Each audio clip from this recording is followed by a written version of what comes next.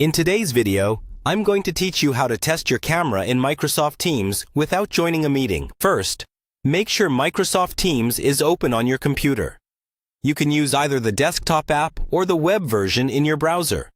But the desktop app usually gives you the most reliable access to device settings. Once Teams is open and you're signed in, look towards the top right corner of the window.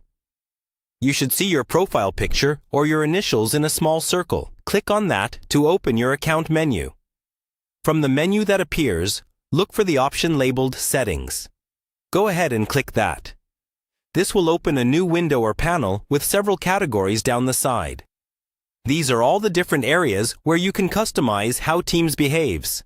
In the list of categories, find the one called Devices.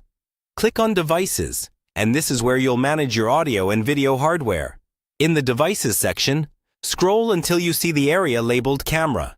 Here, you should see a drop-down menu that lists all the cameras available on your device, such as a built-in laptop camera or an external webcam. Click the Camera drop-down and choose the camera you want to test. As soon as you select it, Teams will show you a live preview of your video. Take a moment to look at this preview. This is exactly how you will appear in a real meeting.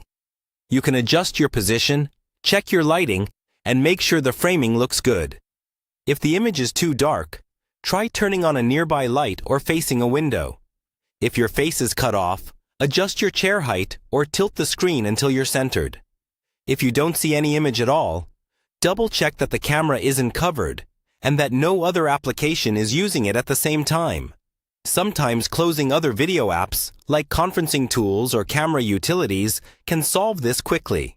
If you have multiple cameras connected, try switching between them in the drop-down to confirm which one is active.